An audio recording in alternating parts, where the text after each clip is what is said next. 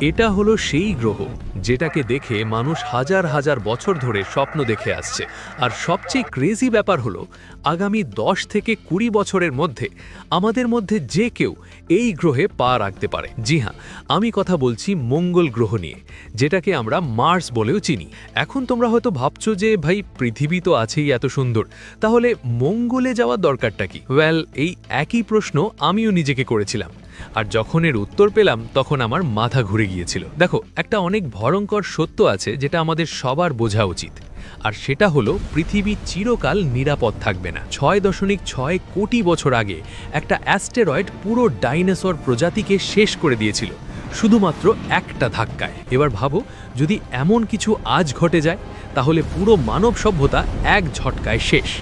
আর ঠিক এই কারণেই পৃথিবীর সবচেয়ে বড় বড় সায়েন্টিস্ট আর ভিশনারিরা বলছেন মানুষকে মাল্টি প্ল্যানেটারি স্পিসিস হতে হবে, মানে একের বেশি গ্রহে বসবাস করতে হবে, না হলে আমাদের ভবিষ্যৎ অনেক রিস্কি। এখন এখানে একটা অনেক ইন্টারেস্টিং প্রশ্ন আসে, যদি আমাদের অন্য কোনো গ্রহে যেতেই হয় তাহলে মার্স কেন? দেখো, আমাদের সোলার সিস্টেমে 8টা প্ল্যানেট আছে, আর এদের মধ্যে বেশিরভাগ হয় অনেক বেশি গরম, নয়তো অনেক বেশি ঠান্ডা, অথবা এদের কোনো সলিড সারফেসই নেই, যেমন জুপিটার আর শনি যেগুলো গ্যাস জায়েন্ট। এবার ভিনাসের কথা ধরো, যেটা আমাদের সবচেয়ে কাছের প্রতিবেশী।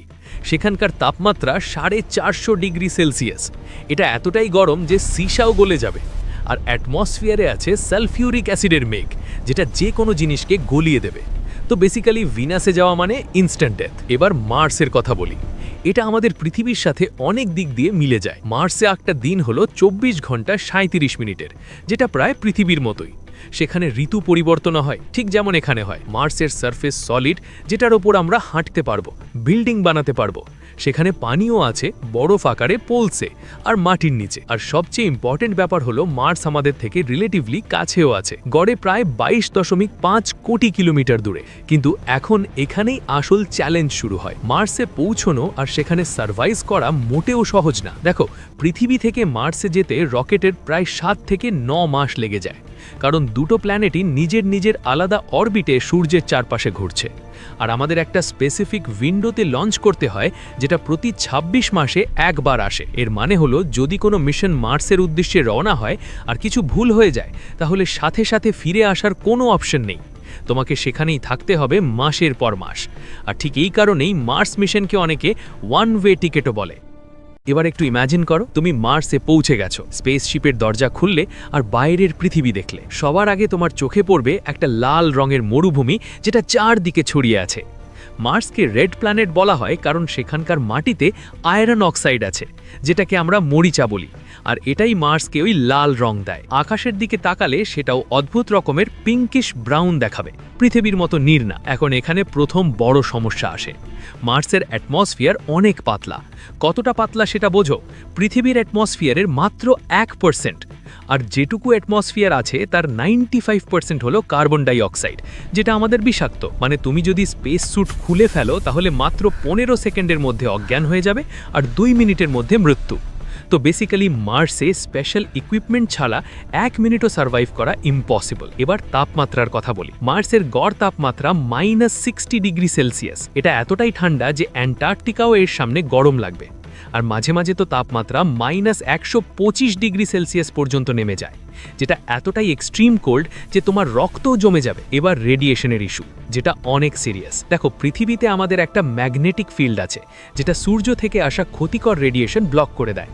কিন্তু মার্সের এই ম্যাগনেটিক ফিল্ড নেই, আর তাই সেখানে কসমিক রেডিয়েশন আর সোলার রেডিয়েশন সরাসরি সারফেসে এসে পড়ে। মার্সে 1 বছর থাকলে তুমি ততটা রেডিয়েশন পাবে যেটা পৃথিবীতে 8 বছরে পাওয়া যায়। আর এই রেডিয়েশন ক্যান্সারের ঝুঁকি অনেক বাড়িয়ে দেয়। তো বেসিক্যালি মার্স একটা হস্টাইল এনভায়রনমেন্ট, যেটা প্রতিটা উপায় তোমাকে মেরে ফেলার চেষ্টা করবে। এখন প্রশ্ন হলো, মার্স যদি এতটা ডেঞ্জারাস হয়, তাহলে আমরা সেখানে যেতে চাই কেন, আর যাবই বা কিভাবে? দেখো, এই মুহূর্তে পৃথিবীর সবচেয়ে অ্যাম্বিশাস কোম্পানি যেটা মার্সে যাওয়ার প্রস্তুতি নিচ্ছে, সেটা হলো SpaceX, যার founder Elon Musk. Elon Musk একদম ক্লিয়ারলি বলেছেন তার আলটিমেট গোল হলো মার্সে একটা সেলফ সাস্টেইনিং সিটি বানানো, যেখানে 10 লাখ মানুষ থাকতে পারবে। এটা শুনতে অনেক ক্রেজি লাগে, কিন্তু যখন দেখবে SpaceX কি বানাচ্ছে, তখন তোমার মনে হবে এই স্বপ্ন সত্যিই পূরণ হতে পারে। স্পেসএক্স স্টারশিপ নামে একটা রকেট বানিয়েছে, যেটা এখনও পর্যন্ত তৈরি হওয়া সবচেয়ে শক্তিশালী আর সবচেয়ে বড় রকেট। এই রকেট 100 থেকে 150 মেট্রিক টন পেলোড মার্স পর্যন্ত নিয়ে যেতে পারে। আর সবচেয়ে ইম্পর্টেন্ট ব্যাপার হলো এটা ফুললি রিইউজেবল, মানে যেমন এরোপ্লেন বারবার ওড়ে ঠিক তেমনি এই রকেটও বারবার ইউজ করা যাবে, যার ফলে খরচ ড্রামাটিক্যালি কমে যায়। আগে একটা রকেট লঞ্চ করতে শত শত কোটি টাকা লাগতো, আর রকেট একবার ইউজ হয়ে সমুদ্রে পড়ে যেত। কিন্তু স্পেসএক্সের রকেট ফিরে এসে ল্যান্ড করে আর আবার ইউজ করা যায়। এই টেকনোলজির কারণেই মার্স মিশন পসিবল হয়ে উঠেছে, কারণ আগে মার্সে যাওয়ার খরচ এতটাই বেশি ছিল যে কেউ এফোর্ড করতে পারতো না। এখন প্ল্যান হলো প্রথমে আনম্যান্ড মিশন পাঠানো হবে, যেগুলো মার্সের সাপ্লাই আর ইকুইপমেন্ট পৌঁছে দেবে। তারপর প্রথম ম্যান্ড মিশন যাবে, যেখানে হয়তো 10 থেকে 20 জন অ্যাস্ট্রোনট থাকবেন। এই প্রথম যাওয়া মানুষগুলো হবে সেই সাহসী আত্মা যারা জেনে শুনেও যাবে হয়তো তারা কোনোদিন ফিরে আসতে পারবে না। তাদের মার্সে বেসিক ইনফ্রাস্ট্রাকচার সেট করতে হবে, যেমন হ্যাবিট্যাট মডিউল বসানো, অক্সিজেন জেনারেশন সিস্টেম সেট করা, সোলার প্যানেল ইনস্টল করা আর পানি বের করার সিস্টেম তৈরি করা। এখন তোমার নিশ্চয়ই প্রশ্ন আসছে, মার্সে থাকবে কোথায়? দেখো, শুরুতে অ্যাস্ট্রোনটরা প্রি ফ্যাব্রিকেটেড হ্যাবিট্যাটে থাকবে, যেগুলো পৃথিবী থেকেই পাঠানো হবে। এগুলো বেসিক্যালি বড় বড় প্রেশারাইজড পড হবে, যার ভেতরে কন্ট্রোলড এনভায়রনমেন্ট থাকবে, তাপমাত্রা রেগুলেট হবে, অক্সিজেন সাপ্লাই থাকবে আর রেডিয়েশন প্রোটেকশন থাকবে। কিন্তু এটা লং টার্ম সলিউশন না, কারণ এত মেটেরিয়াল পৃথিবী থেকে পাঠানো অনেক এক্সপেন্সিভ। তাই সায়েন্টিস্টরা একটা অনেক ক্লেভার আইডিয়া নিয়ে কাজ করছে, যেটাকে বলে ইন সিটু রিসোর্স ইউটিলাইজেশন, মানে মার্সে যে রিসোর্স পাওয়া যায় সেগুলো দিয়েই কনস্ট্রাকশন করা। আর সবচেয়ে বেস্ট অপশন কি? সেটা হলো মার্সের মাটির নিচে বসবাস করা। জি হ্যাঁ, আন্ডারগ্রাউন্ড হ্যাবিট্যাট বানানো, যেটা রেডিয়েশন থেকেও বাঁচাবে আর তাপমাত্রাও স্টেবল রাখবে। মার্সের সারফেস থেকে কয়েক মিটার নিচে গেলেই রেডিয়েশনের সমস্যা সমাধান হয়ে যায়, কারণ মাটি রেডিয়েশন শোষণ করে নেয়, প্লাস আন্ডারগ্রাউন্ড তাপমাত্রাও অনেক বেশি স্টেবল থাকে। এখন আরেকটা ফ্যাসিনেটিং কনসেপ্ট আছে, যেটাকে বলে 3D প্রিন্টিং দিয়ে কনস্ট্রাকশন। আইডিয়াটা হলো আমরা মার্সে বড় বড় 3D প্রিন্টার পাঠাবো, যেগুলো মার্সের মাটি ইউজ করে বিল্ডিং প্রিন্ট করে দেবে। মার্সের মাটিতে আয়রন আর অন্যান্য মিনারেলস আছে, যেগুলো কনস্ট্রাকশন মেটেরিয়াল হিসেবে ইউজ করা যেতে পারে। রোবটরা আগে থেকে গিয়ে এই পুরো কাজ করে রাখবে, আর যখন মানুষ পৌঁছবে তখন তাদের জন্য বেসিক ইনফ্রাস্ট্রাকচার রেডি থাকবে।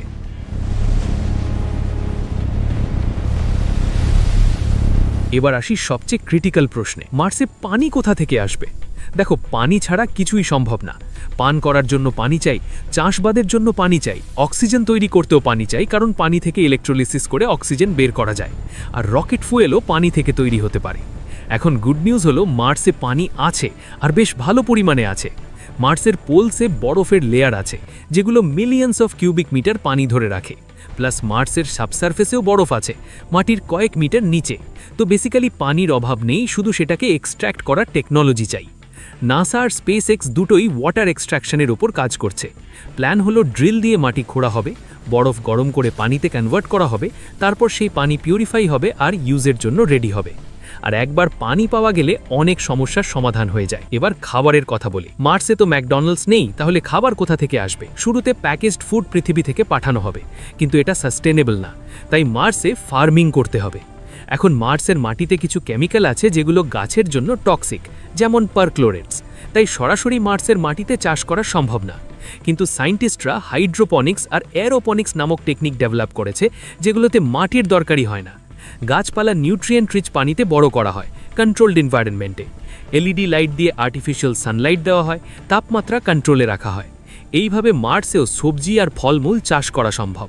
আসলে নাসা ইতোমধ্যে ইন্টারন্যাশনাল স্পেস স্টেশনে সফলভাবে লেটাস আর অন্যান্য সবজি উৎপাদন করেছে।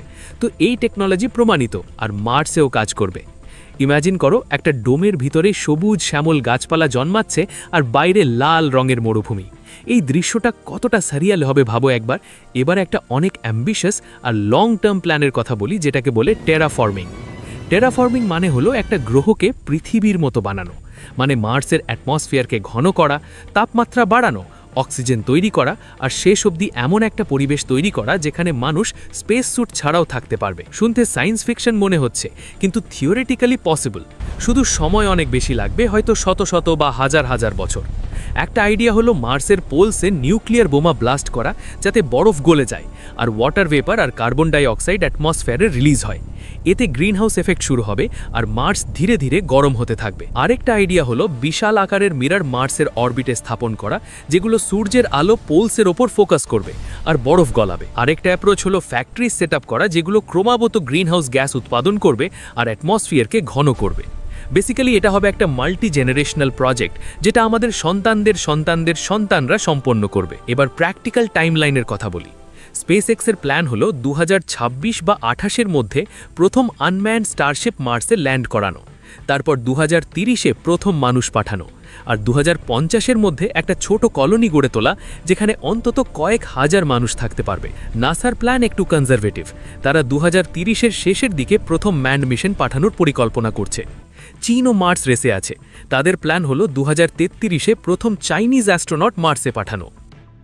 এবার একটা ইন্টারেস্টিং প্রশ্ন, মার্সে কে যাবে? দেখো, প্রথম মিশনগুলোতে ট্রেন্ড অ্যাস্ট্রোনট আর সায়েন্টিস্টরা যাবে, যারা স্পেসিফিক এক্সপেরিমেন্ট আর কনস্ট্রাকশনের কাজ করবে। কিন্তু ধীরে ধীরে যখন কলোনি বড় হবে, তখন সাধারণ মানুষও যেতে পারবে।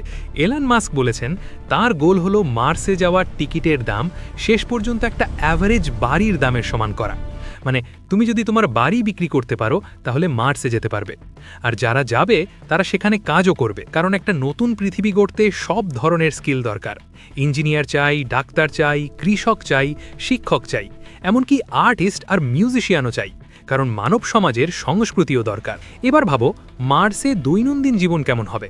তুমি সকালে উঠবে তোমার আন্ডারগ্রাউন্ড হ্যাবিটাটে, একটা স্ক্রিনে মার্সের সারফেস দেখা যাবে, কিন্তু এটা আসলে জানালা নয়, এটা ক্যামেরা ফিড, কারণ রেডিয়েশন থেকে বাঁচতে জানালা রাখা হবে না। ব্রেকফাস্ট করবে, যেটা হয়তো মার্সে চাষ করা সবজি দিয়ে তৈরি, তারপর স্পেস স্যুট পরে বাইরে বেরোবে কোনো প্রজেক্টে কাজ করতে। সন্ধ্যায় কমিউনিটি সেন্টারে মানুষজনের সাথে দেখা করবে, হয়তো কোনো মুভি দেখবে যেটা পৃথিবী থেকে বিম করা হয়েছে।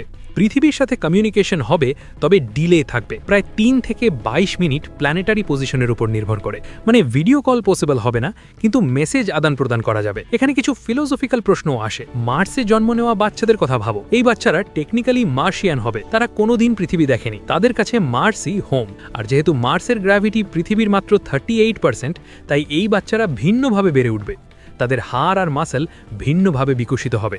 আর হয়তো কয়েক প্রজন্ম পরে মার্সের মানুষ শারীরিকভাবে পৃথিবীর মানুষের থেকে আলাদা হয়ে যাবে। এটা হবে বিবর্তনের একটা সম্পূর্ণ নতুন অধ্যায়।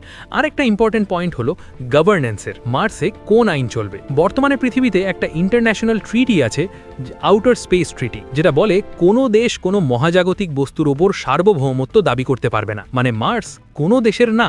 তাহলে যখন সেখানে কলোনি হবে, সেটা কার নিয়মে চলবে? সেটা কি স্বাধীন হবে, নাকি পৃথিবীর কোনো সরকারের অধীনে থাকবে? এই সব প্রশ্নের উত্তর এখনও অজানা, আর সম্ভবত প্রথম কলোনি তৈরি হওয়ার পরেই এগুলোর উত্তর আসবে। কেউ কেউ বলে মার্স একটা ফ্রেশ স্টার্টের সুযোগ, যেখানে আমরা মানবজাতির ভুলগুলো রিপিট করব না, আর একটা আরও ভালো সমাজ গড়ে তুলব। এবার ইকোনমিক্সের কথা বলি। মার্স কলোনাইজেশন একটা এক্সট্রিমলি এক্সপেন্সিভ প্রজেক্ট। এস্টিমেটগুলো ভিন্ন ভিন্ন হলেও কিন্তু প্রথম 10 লাখ মানুষকে মার্সে সেটেল করতে হয়তো 100 বিলিয়ন থেকে $1 ট্রিলিয়ন খরচ হতে পারে। শুনতে অনেক বেশি লাগছে, কিন্তু কনটেক্সটে দেখো, প্রতি বছর পুরো পৃথিবী মিলিটারিতে এর চেয়েও বেশি খরচ করে। তো রিসোর্স আছে, শুধু প্রায়োরিটি বদলানোর দরকার। আর লং টার্মে মার্স প্রফিটেবলও হতে পারে। মার্সে রেয়ার মিনারেলস থাকতে পারে, যেগুলো পৃথিবীতে কম। প্লাস মার্স থেকে অ্যাস্টেরয়েড মাইনিং সহজ হবে, কারণ মার্স অ্যাস্টেরয়েড বেল্টের কাছে। আর সবচেয়ে বড় কথা, মার্স মিশনের জন্য যে টেকনোলজি ডেভেলপ হবে, সেটা পৃথিবীতেও কাজে লাগবে। ঠিক যেমন অ্যাপেলো মিশন আমাদের কত টেকনোলজি দিয়েছে, যেগুলো আজ আমাদের দৈনন্দিন জীবনে আছে। ওয়াটার পিউরিফিকেশন থেকে শুরু করে কম্পিউটার চিপ পর্যন্ত সব স্পেস প্রোগ্রামের অবদান। এবার তোমাদের একটা রিয়েলিস্টিক ছবি দেখাই, আগামী 50 বছরে কি ঘটতে পারে। 2030-এ প্রথম মানুষ মার্সে ল্যান্ড করবে। এটা হবে একটা ছোট্ট টিম, যারা কয়েক মাস থেকে ফিরে আসবে। 2040-এর দশকে পার্মানেন্ট আউটপোস্ট তৈরি হবে, যেখানে গবেষকরা ক্রমাগত থাকবে। 2050-এর দশকে প্রথম প্রকৃত কলোনি তৈরি হবে, যেখানে হয়তো কয়েকশো মানুষ থাকবে। 2060-এর দশকে এবং 70-এর দশকে কলোনি বড় হবে, হাজার হাজার মানুষ বসবাস শুরু করবে। আর শতাব্দীর শেষে হয়তো মার্সে একটা পূর্ণাঙ্গ শহর হবে, যেখানে লাখ লাখ মানুষ বাস করবে। এটা অ্যাম্বিশাস লাগছে, কিন্তু মনে করো 1903 সালে রাইট ব্রাদার্স প্রথম এরোপ্লেন উড়িয়েছিল, আর মাত্র 66 বছর পরে 1969-এ আমরা বেছিলাম। মানুষের অগ্রগতি এক্সপোনেনশিয়াল, লিনিয়ার নয়। এবার শেষে একটা পার্সোনাল কথা শেয়ার করতে চাই। মার্স কলোনাইজেশন শুধু একটা সায়েন্টিফিক অ্যাচিভমেন্ট নয়, এটা মানবজাতির স্পিরিটের প্রতিনিধিত্ব। আমরা সেই প্রজন্ম যারা আফ্রিকা থেকে বের হয়ে পুরো পৃথিবীতে ছড়িয়ে পড়েছি। আমরা মহাসাগর পাড়ি দিয়েছি, পর্বত জয় করেছি, আর প্রতিটা ইম্পসিবলকে পসিবল বানিয়েছি। মার্সে যাওয়া সেই যাত্রারই পরবর্তী ধাপ। কেউ কেউ বলবে পৃথিবীর সমস্যা আগে সমাধান করো, আর সেটা ভ্যালিড পয়েন্ট। কিন্তু ইতিহাস বলে এক্সপ্লোরেশন আর সমস্যা সমাধান পাশাপাশি চলে, একটার জন্য আরেকটা ছেড়ে দেওয়ার দরকার নেই। আর সবচেয়ে ইম্পর্টেন্ট কথা হলো, যখন রাতের আকাশে মার্সকে দেখবে যেটা একটা লালচে বিন্দুর মতো দেখায়, তখন মনে রেখো হয়তো তোমার জীবদ্দশায় ওই বিন্দুতে শহর তৈরি হয়ে যাবে আর মানুষ বসবাস শুরু করবে। আমরা সেই প্রজন্মে আছি যারা এই ঐতিহাসিক পরিবর্তন দেখবে, পৃথিবী থেকে মাল্টিপ্ল্যানেটারি সিভিলাইজেশন। আর এটা ভাবলে আমার শরীর রোমাঞ্চিত হয়ে যায়। আমরা কতটা ভাগ্যবান এই সময় জন্ম নেওয়ার জন্য। যখন আমি এই ভিডিওটা বানাচ্ছি তখনও স্পেস এক্স তাদের পরবর্তী স্টারশিপ টেস্টের প্রস্তুতি নিচ্ছে, আর নাসা তাদের মার্স স্যাম্পলসগুলো স্টাডি করছে। এইসব রিয়েল টাইমে ঘটছে আর আমরা এই ঐতিহাসিক যাত্রার সাক্ষী। তো বন্ধুরা, এটা ছিল মার্স কলোনাইজেশনের কমপ্লিট স্টোরি। একটা ড্রিম যেটা কয়েক দশক আগে সায়েন্স ফিকশন ছিল আর আজ বাস্তবে পরিণত হতে চলেছে। আমরা আক্ষরিক অর্থে সেই পয়েন্টে আছি যেখান থেকে ভবিষ্যতের ইতিহাস লেখা হবে। আর কে জানে, তোমাদের মধ্যে থেকেই হয়তো কেউ একজন সেই প্রথম মার্শিয়ানদের একজন হবে যে রেড প্ল্যানেটকে নিজের ঘর বানাবে। কারণ ইম্পসিবল শুধু ততক্ষণই ইম্পসিবল যতক্ষণ না কেউ সেটাকে পসিবল করে দেয়। কৌতূহলী থাকো, স্বপ্ন দেখতে থাকো, আর হ্যাঁ, কোনোদিন যদি মার্সে যাও তাহলে আমাকেও নিও কিন্তু।